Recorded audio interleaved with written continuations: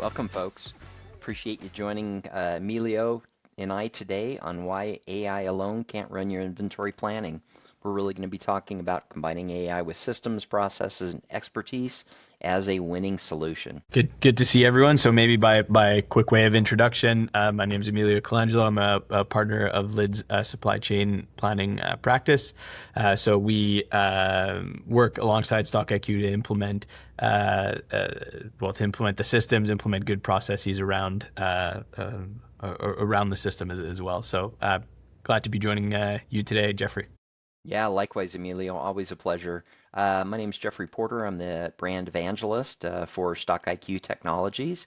Been in supply chain here for quite a number of years, and just a real pleasure to be joining Emilio to speak about kind of what we found utilizing our vast experience with a large number of clients and how AI is going to be impacting and changing the landscape on how we approach planning. So with that said, look forward to jumping in and sharing some insights and other useful information from our perspective. Very good. So on that note, let me start off here by breaking down AI. And so the first place that I like to start is breaking down decision versus language intelligence, where decision intelligence you can think of as being more of the traditional kind of AI that's been around for many years, where it's the kind of the math behind AI. So trained and tuned over time, helps you produce kind of forecasts or depending on whichever kind of use case. And I'm distinguishing that from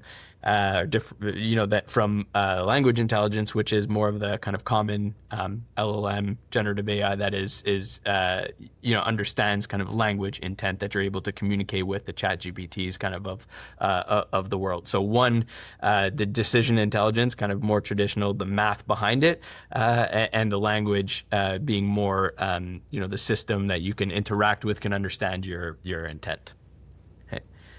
An example that I'd like to give to make that clear is, and in fact, a question that I get very often is, in the context of planning, why can't we just dump our data into ChatGPT? And so the example that I like to give is in fact a difference between a contractor, if you can think of, that you're working with to remodel your kitchen. Contractor, I'm making akin to a ChatGPT and an LLM, where if I can communicate with this contractor and say, hey, I'd like to remodel my kitchen. I'd like to add some cabinets. I want to, I want an island in the middle. The contractor will be able to understand what I'm saying, understand my intent, but without the tools to actually execute that work, won't be able to, despite understanding everything that I communicated to it. So in the planning context, very similar, that you can speak to an agent, to a ChatGPT, and say, hey, I would like to forecast my demand, or I would like to change my supply plan, without it having the tool to operate without it having the system behind it. Well, it's kind of at a dead end. It's similar to that contractor not really able to execute that plan, despite it being able to understand kind of what your intent is from a planning perspective. Yeah, outstanding. I think that's some great context as well. Emilio, as we begin moving forward, StockIQ has released a product by the name of Edison, which is focused in on utilizing that context-sensitive information around the planning systems, as opposed to this large language model, right? It has some context upon which to evaluate and bring forth that are mathematically based. So it's pertinent, it's analyzing the information after it's already been evaluated and computed, as opposed to arriving at an answer on its own. If I jump ahead here, so a little bit of a model that I've and we put together here that explains different levels of agentic AI. And so this is to show I would say it's kind of like a maturity, but a type of, let's say, complexity more so that these agents within planning tools can support. Kind of this is what I'm seeing out there is level one is a help agent, and so think of a help agent of as you can ask a question simply about how to use the system, how to interact with it, what does a specific thing mean, and so based on all of the kind of product documentation, that agent can give you a response on how to work the tool. Okay. Level two would be more of a read interpret agent, and so that kind of functionality is, hey, well, based based on the fact that the agent is trained on how to use the tool, it understands that when a user asks for, hey, what does my demand look like in the next month, it knows where to go to find that answer, and then returns it to the user in natural language. Okay. The next kind of logical step there is rather than just reading and interpreting, being able to also modify the data. So taking that input from a user, not only returning kind of information and analysis, but actually being able to convert that user's prompt into an adjustment to the plan, be it on the demand planning side, on the supply planning side, whatever parameters need to be changed, whatever kind of issue needs to be resolved. And then the last step, the number four, the orchestrating type of agent, which is able to manage a more complicated workflow. So rather than just kind of an agent that can solve a point problem, the orchestrator agent kind of works with many lower level employee agents, if you want to think of it that way, is able to coordinate an entire workflow and is really kind of the quarterback or the point really that is interacting with the user. Emilio, from your experience, the development, as we're saying, by the way, this is a very rapid deployment experience with AI, and I think it's kind of taken things by storm. Where, in your estimation, are some of the leading edge tools on this overall timeline? Yeah. So I think it is very, very quickly developing. I think in the last 3 to 4 months here, we're starting to see the four, those orchestrating kind of start popping up. Generally, the kind of leading edge, I would say the 2, 3 kind of right now as well. Those help agents I've seen them around for maybe about just over a year now, about a little bit more than that as being in there, and so it's we're kind of pushing that 3, 4 at this time.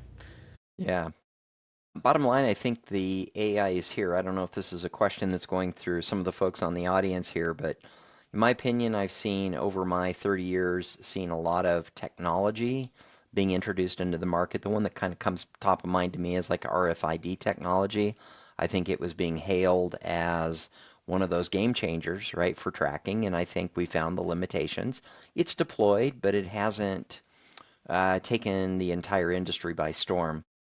I, however, am looking at AI and its influence on how we go about our day-to-day work in supply chain and other areas, and it's going to have a significant impact based on its ability to analyze a lot of information very quickly.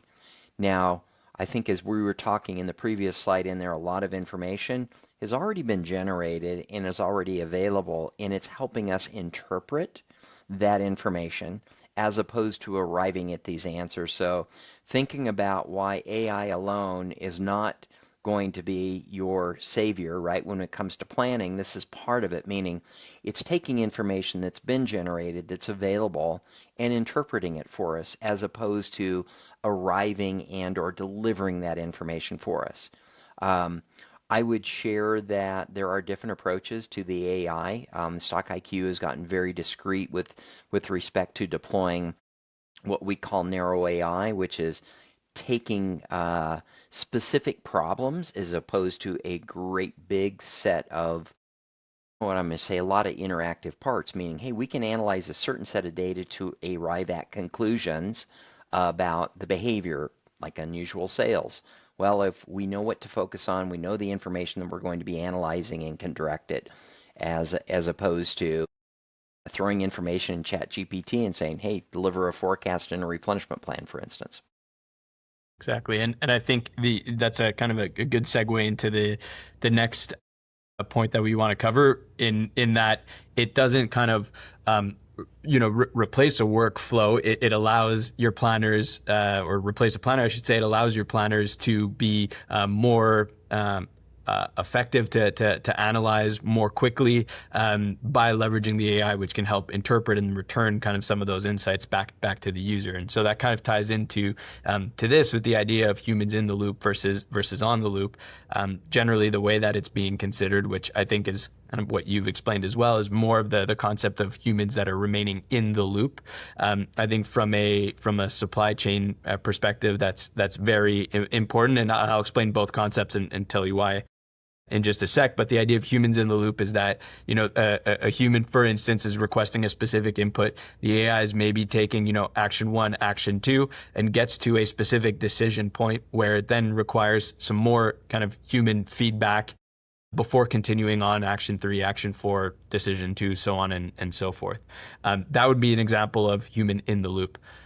Human on the loop would be where the AI has a little bit more, let's say, freedom, if you will, also like liberty, potentially creative liberty in completing and making the decisions, as you can see kind of on the right hand side of the screen there, decision 1, 2, 3, before coming back to the user.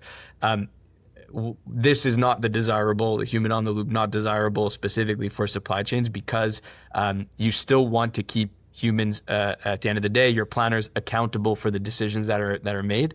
As a planning manager or director, you don't want ever to hear from a planner, why did you place this PO for 3 years worth of supply? Oh, well, it's because the AI my agent told me to. No, you want them to ultimately understand what is being recommended, to use the agents to make them get more efficient and maybe have a more thorough analysis quicker, but not to delegate responsibility or accountability to. Yeah, outstanding. And as we're talking about this supply chain in so many cases, depending on your organization, distribution, manufacturing, there is a lot of dollars. There are a lot of dollars associated with the inventory implications, generating a forecast. If we're manufacturing to stock based on a forecast, if we're purchasing to stock, long lead times, a lot of significant implications to those buys, and there's a lot of nuances around it. A little bit of insight. I was at a conference here with the Institute of Business Forecasting. 60 different individuals came together, and we talked about AI and its approach on their supply chains. We had folks that were developing their own solutions. We had folks that were utilizing kind of prepackaged. I think the general consensus in the room, and I would tell you, I don't think there was an exception to this, is the results that were produced in an intermediate. So when the humans were in the loop, that require discernment and analysis from somebody that was experienced in this industry. It wasn't a general analyst that came in or somebody that was maybe a year of experience. These people knew how to evaluate the results that were being produced by the AI, and they were either re-questioning and or reinterpreting or reanalyzing based on the results that came back. So further confirmation to me that with some enterprise level companies, some mid-market level companies, with people that had a lot of experience, the consensus was humans needed to be in the loop to be certain about the results that were being produced. Mm-hmm. And that also kind of a nice segue into this one, which is, with the humans being in the loop, you don't necessarily need your supply chain analyst to be the one asking the questions as well. You can kind of go up the command chain, if you will, as well, where your executives can be interacting as well and asking questions and getting answers. And so, the idea that agents kind of democratize planning or the planning system, in that you don't need to necessarily be an end user that knows how to go and crunch the data to go and get those answers. And so, as an example, an executive can, on the left hand side here, ask, hey, we're planning a promotion for certain SKUs over certain kind of region. Are we able to support this? Are there any issues? Well, this is something that an agent can then return back to that user, something where it would have potentially previously taken a day or two of analysis before getting that response. And so the idea here is, you don't necessarily need to be just a planner. You could be an executive, a leader of the planning organization, and get those answers quickly. So that kind of first point about making it accessible to everyone, and that kind of, the direction that we're going as well is making it not only accessible to everyone within a planning tool who has access to it, but really outside of the planning tool as well through agent-to-agent integration. You can have agents in your CRM, for instance, where someone from sales will ask a specific question, and rather than knowing they need to go reach out to the planning team to go and get an answer on if they can, commit to an extra order, the agent that they're working with in their CRM, in Salesforce, let's say for the sake of this example, will be able to communicate to an agent within the planning tool who can run that analysis, give the response back to an agent in the CRM, and so the user who's in sales of a completely different system than the supply chain group would be using would have that response, again, all in natural language. Outstanding, and be able to get at that. I know the planners in a lot of cases spend a lot of time delivering information and communicating with various pieces in the organization.